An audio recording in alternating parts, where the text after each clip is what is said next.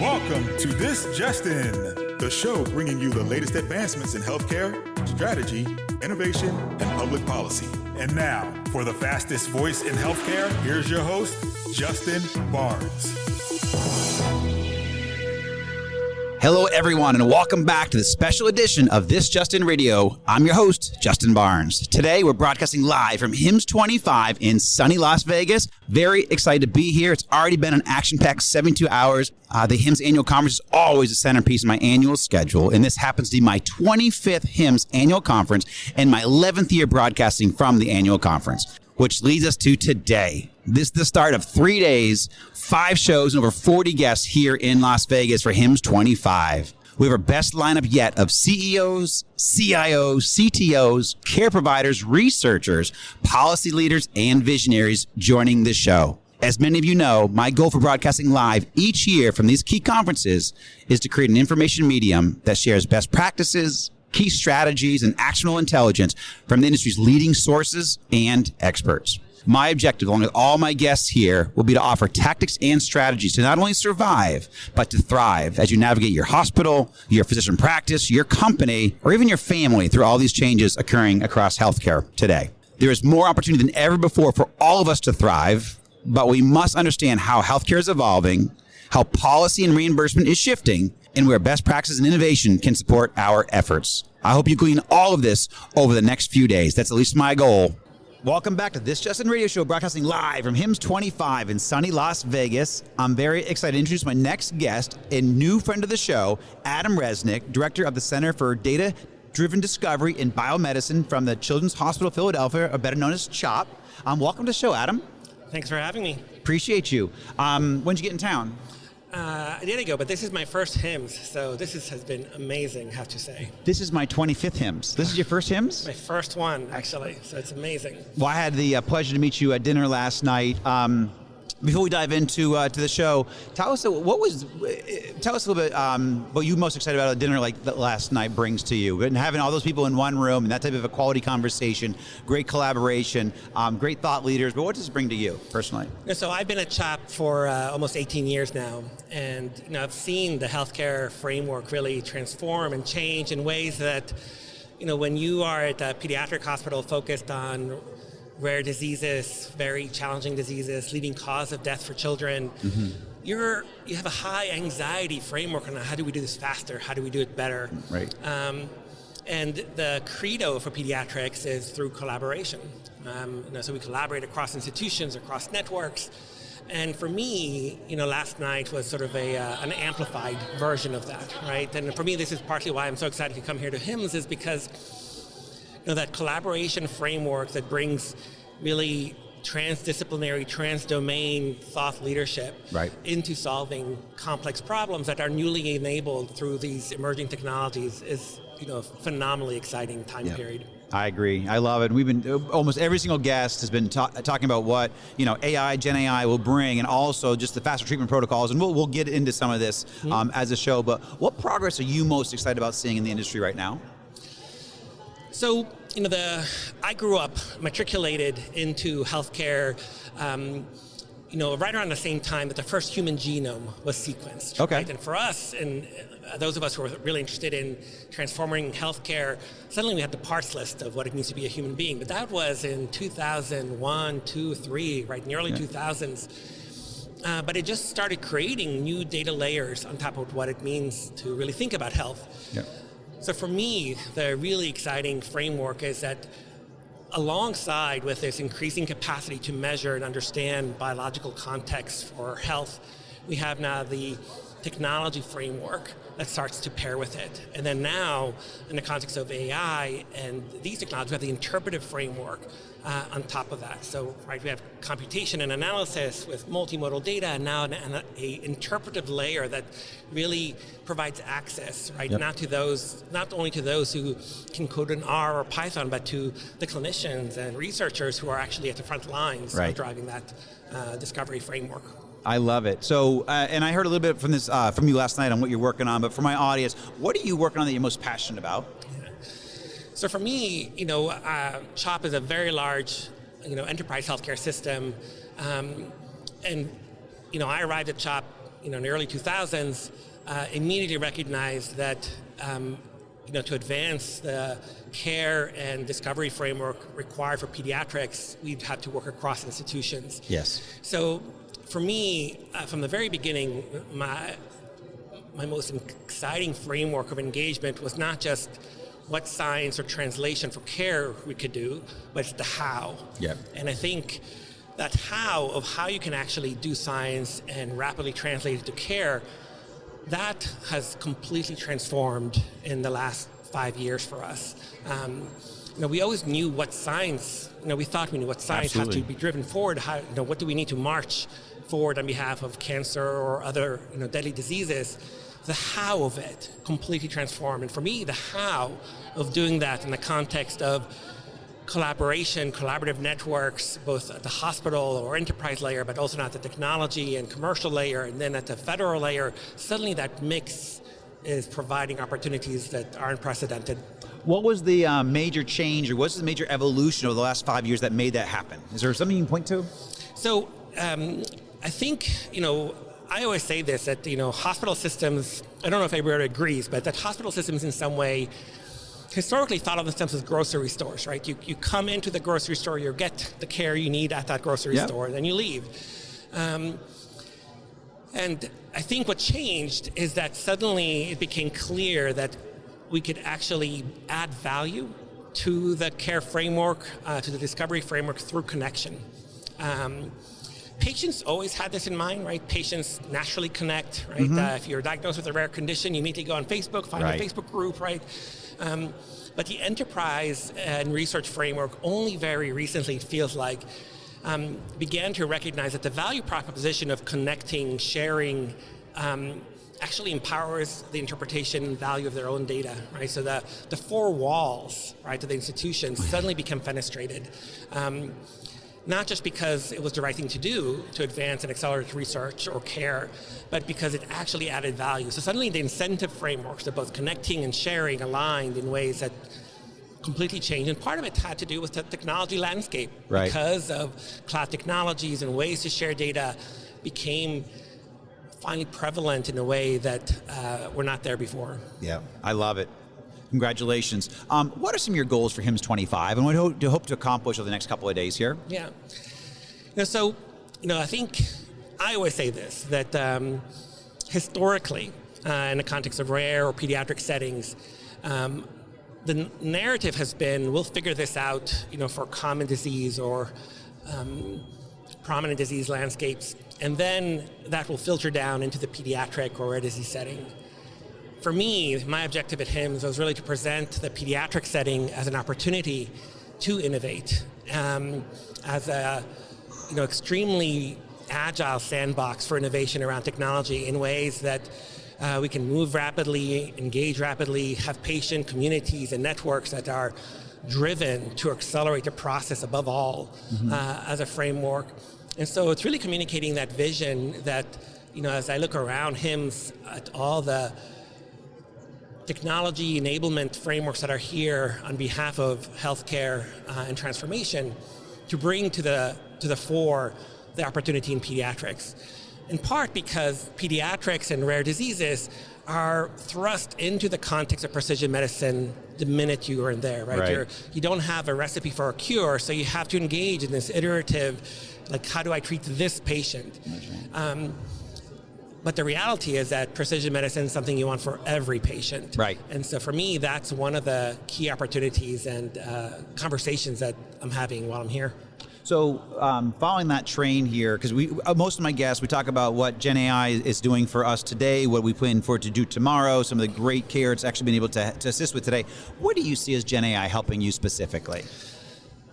So for me, we work with large amounts of clinicians and researchers in ways that, despite our capacity to generate more and more data, their capacity to interact with it has been through a straw, essentially, because they had to find the right person who can analyze it or interprets it. So while Gen AI and AI writ large is going to empower, right, discovering new drugs or new proteins or other contexts from an analytic perspective, the most exciting thing for me is seeing that light that sort of sparkles in someone's eyes when they can suddenly interact with data in ways that they could never had before. Because suddenly you can engage their domain expertise in ways that was blocked, right? These are incredibly intelligent clinicians who have spent their lives caring for patients. But for them, data was not an enabler, right? It was a burden in some ways. So suddenly seeing that transformation where Gen AI can empower essentially clinicians and researchers and others to interact, communicate with data in ways that increases their confidence in their interpretation, in ways that bridges across domains as a translator, actually, even in complex organizations. All of that, I think, is like, it's a techno-social component of Gen AI that is transformative for healthcare. Phenomenal answer. Looking into the proverbial crystal ball, what do you see as a strategy or trend that we need to be ready to navigate in 2 or 3 years from now? So we've seen this in the pediatric and rare disease, and when it comes to healthcare, for a long time, which is if you're a parent whose child is diagnosed with a rare disease, a large portion of these parents, irrespective of what level of biology course they took in high school or college, become extremely informed, right? They know which trials open when, what happened on a trial. Historically, healthcare has been paternalistic, right? Absolutely. Compared to their interaction with patients. I think that's a sea change that is accelerating, where who and how decisions are made, the boundary of where that happens is changing in ways that we both have to empower, in ways that we have to, as a healthcare community, lean into, because we have to lead into that framework because of the accessibility that emerges around healthcare, its interpretation, decision-making, and a process that historically has been gated for many patients. So I think that's a sea change that I see transforming. Part of this is this intersection between policy framework, like the 21st Century Cures Act and other frameworks that then intersect with the technology side of things. It's almost like this perfect storm of data enablement and decision enablement that families and patients can have, and we have a responsibility to help them do that right. Yeah. I mean that's exciting to look forward to. I mean, and I totally agree. It's on the cusp. We're on the way there, and that's exactly the situation that we're walking into. So I love it. I mean, it's exciting. It is. Also. I mean, I love it. I think there are people who are worried about it or want to prevent it from happening. You can't. It's going to happen. So we actually have to lean in, ensure that it happens in the right way, in an informed way, that people can assess it and really harness it. For us, and patients are probably our strongest partners, right? They advocate, they're our shield. That when we want to do something hard, they're going to stand there and say, okay, go ahead, do it, right? We'll work with you. And so having that enablement really, extend beyond the boundary of the four walls of an institution or the healthcare enterprise is something that's going to happen. So lean in. And lean in. Love it. Great advice. Adam Resnick, Children's Hospital Philadelphia, CHOP, thank you so much for joining us. Thanks so much for your awesome. time. Love Appreciate it. Thank you. Love it. Thank you. Care. Welcome back to This Just In Radio Show, broadcasting live from HIMSS25 in sunny Las Vegas. I'm very excited to introduce my next guest and great friend of the show, Aneesh Chopra, author, innovator, former US CTO, chief strategy officer with Arcadia, an all-around great guy and friend of Justin Barnes. Friend of Justin Barnes, that was my line. Love you it. Took it from me. Yes, I know. Big welcome back to the show, my good friend. How are you? I'm great. I'm excited to be here. Energy's high, by the way. Wow, isn't that it's interesting, right? It is, and we're just going to be starting the conference for the first time, but I'm sure you've been here for a couple of days. When did you get Monday? Yeah, yesterday was the pre-conference, so there was the executive forum, so you saw. There you see a lot of trepidation around the state of the financial order. It's a really wild moment. There's this insane financial pressure at the health systems. There's excitement around AI and the possibilities, and there's I'm going from disbelief that we can make interoperability work to now I'm getting data. What should I be doing with it? So there's this like really interesting high, low, everything in between. I agree. But then between that and then the interoperability forum, where people are much more like, there's a mindset, Justin, which is, we've been trained over the last 10 to 15 years to wait for the Moses tablets from Washington. Right. What are the instructions? What are the rules? What do we have to do? How do we comply? And I kind of communicated a message which is like, it's on us. We got to collaborate. We got to go to Washington to say, hey, we're collaborating in this way. Help us scale what works. Yep. And in a way, that's how markets are supposed to be. We kind of had this kind of market correction on account of the High-Tech Act. Right. And now that chapter is evolving and we're ready to get back to, let's call it business as should be, right? Which is industry-led consensus standards. Well, and we're actually giving you props before you even come on air. Dr. Davison has become a really good friend of mine. I know that you know Dr. Davison too. How you are such the public-private collaboration, and that's actually when we first met. You were in the White House, and you brought a lot of us from the private sector, and we had some great discussions. And you're a phenomenal collaborator. So I commend you because you actually kind of gave us the blueprint for a lot of that collaboration. Well, you're very kind. It turns out. Life can be easy, and MacGyver can get things done in 90 days. So we said, why can't we get this done in 90 days? Yeah. And so we built hey, why can't we do Blue Button to veterans? That's right. And just to share one little video. Yeah, please. Peter Levin, who I love dearly, was the CTO at the VA, sort of in my dotted line orbit. And the president was going to give a speech to the disabled veterans of America in August. And we said, hey, you should announce that we're going to do a Blue Button program where veterans can have access to their own data. So that was sent as a formal request from the White House communications team over to the VA Secretary's office. And they politely declined and said, we don't have that in the budget, it's not ready, he can't really announce it. And that was a bit of a bummer. Right. And under normal circumstances, you sort of accept this and you move on. But I knew the president would really like this message, and I knew it could be done. So I called Peter Levin and I said, Peter, I'm going to override this feedback and say, no, please have this line added into the speech because I believe this can be done. I said, and Peter Levin turned to me and said, my hand in fire, I promise you, we will deliver this by Veterans Day. Amen. And I asked the president, and he was ecstatic. It was the second loudest applause line following the announcement of the end of the combat mission in Iraq. Right, God bless. I love it. That's awesome, dude. 90 days, we can get things done. Absolutely, we can. What progress are you most excited about seeing in the industry right now? AI. I mean, come on. Yeah. It's both hyped and overhyped and underhyped. Correct. I totally agree. But the reality is, on the ground, if I'm getting 65-page CCDs, I can summarize them. If I have a physician encounter and I record the audio and I can transcribe, I can bypass all the coding and the whatnot and go straight to communication and coordination for post-acute services or post-visit services. So, man, this stuff is real. Right. And I've got a lot of confidence that we can move at a faster clip of progress in the next 5 years than we did for the last 15. I completely agree. What are a few areas that you see where Gen AI is going to make the biggest difference? Okay, so my hope and aspiration is we've talked before about this idea of a health information fiduciary. Yep. So what's happened is the TEFCA networks agreed that a consumer who does the Face ID selfie with ID.me or Clear, NIST IAL2 standards, that's all a mouthful, by the way, that a consumer validated can request and aggregate their records. And the original theory is that individual apps that we never heard of are going to do this. But what about the apps we know and love?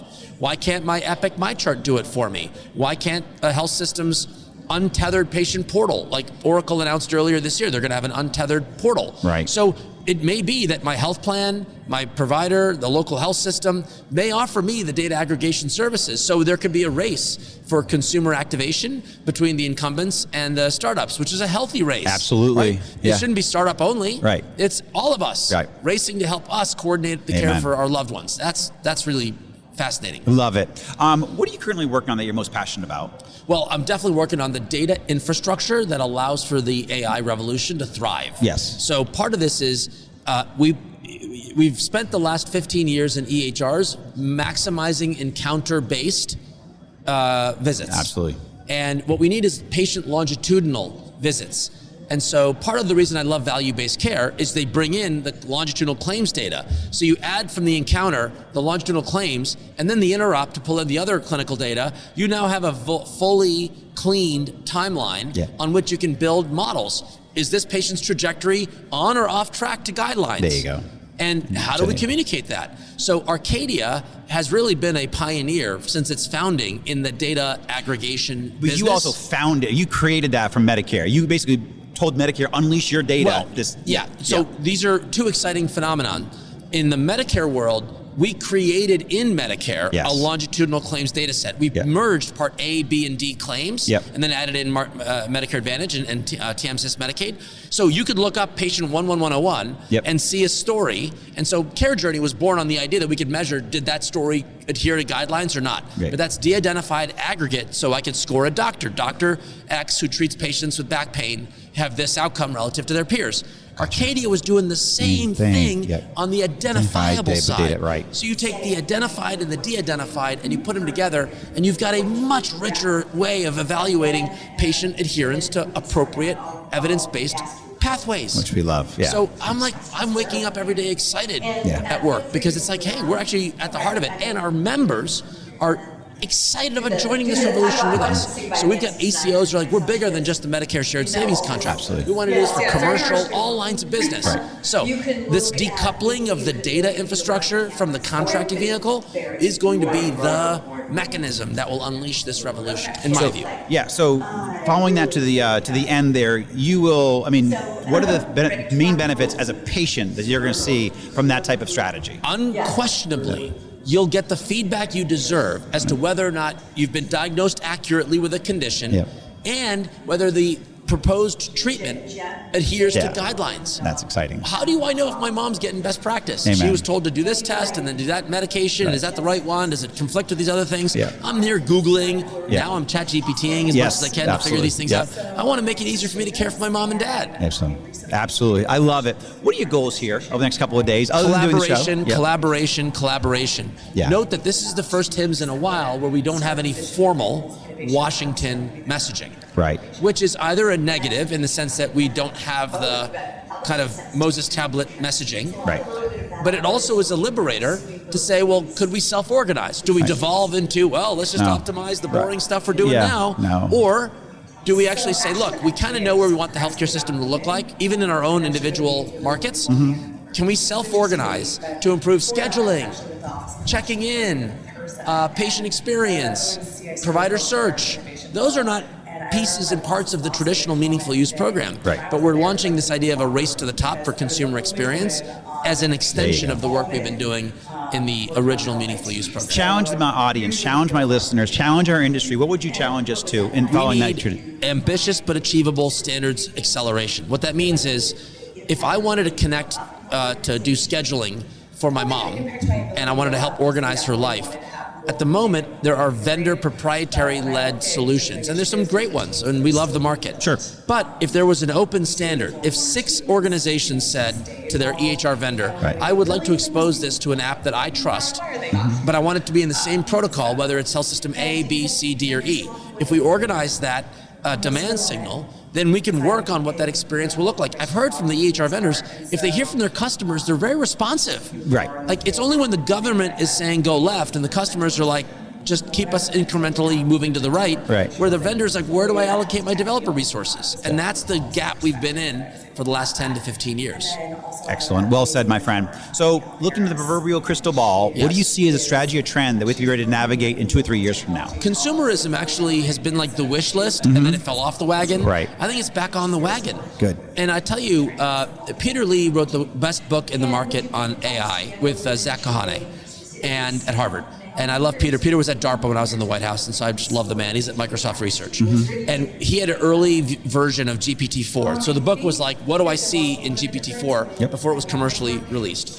He took his lab results from a typical LabCorp, whatever, PDF file, no Fire API, nothing, and just uploaded it to this secure channel and said, tell me anything in here that I should be worried about. And then ChatGPT was like, look, you got this issue, you might have iron overload, and he published in an open source way those results. So you're like, wow, if this is trustworthy, I could assemble my longitudinal record and I could ask an AI to guide me. I'm happy, and I hope my health system will do it for me and be the trusted intermediary, but I want that function. And it's gonna come to us much faster because every frontier model AI lab has said healthcare is the happy place where they want this to have the greatest impact. well, let's go. Let's bring it to life faster. I love it, dude. Fantastic. And I completely agree. What do you hope to see from maybe this conference over the next day or so, just here on the show floor? What kind of collaboration or what kind of progress do you want to see? I do an off the books meeting courtesy of Tom Leary at HIMSS, who I love. Tom will be here later on Wednesday, Thursday. And, for the last 6-7 years, maybe even longer, Tom has organized a fire roundtable for the accelerators. Perfect. And it's today, by the way, live, Tuesday, 2 to 3:30 p.m. at the Caesars Forum, room 106. It's Tom's room. Yep. And we usually get 50 to 60 people, and it's all the early adopters. So the 6 that I alluded to, some subset of the folks gathering today will be in the 6. And there may be multiple pockets of 6. Yep. The one that I'm most interested about today, and what I announced last night at HIMSS, the Interop event, was a neighborhood watch program. If ONC is supposed to be doing real-world surveillance of the EHR deployed fire endpoints, right, they're not staffed yet to fully go do that at every neighborhood doctor's office, but we can collectively do that as a neighborhood watch. So I want to get all 300 certified EHRs that are compliant with the G10 Cures Act fire server tested in the real world. And then I think we're going to get to some kind of improvement on service level agreements in a future rulemaking that'll help take the neighborhood watch output into feedback for what rules should look like for EHRs to work. That's fantastic. Aneesh Chopra, thank you so much for joining my show, my friend. You're Justin, awesome. You're the man. You are, brother. We'll see you. Thank you, dude. You got Appreciate it. That's a wrap from Las Vegas and HIMSS25. Thank you all for listening. Thanks to everyone who voted us 2024 Healthcare Podcast of the Year. Thank you so much, Roberta Mullen, Greg Masters, Carol Flagg, and the entire crew at the Healthcare Now Radio Network. They've also been producing my show for 11 years, and it's a true blessing to be able to do this every single year. Also, a special note of thanks to Jake Reed, my head of media. Jake did a phenomenal job managing our remote broadcast while here at HIMSS25. Again, many thanks to all of my show partners, AMD and AWS, and also a shout out to Medallion here, who gave me water for my shows, certainly my lasting shows. So thank you very much. And then also Bright Hour has a foundation that I want to make a special shout out to.